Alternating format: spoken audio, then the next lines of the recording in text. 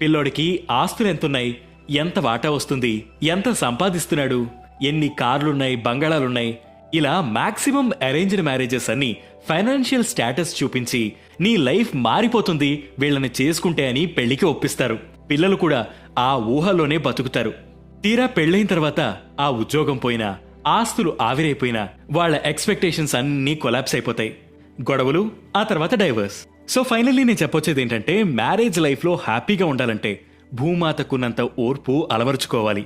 అది ప్రతిసారి ఆడవారే కానక్కర్లేదు, మగవారు కూడా ఓర్పుతో ఉండాలి.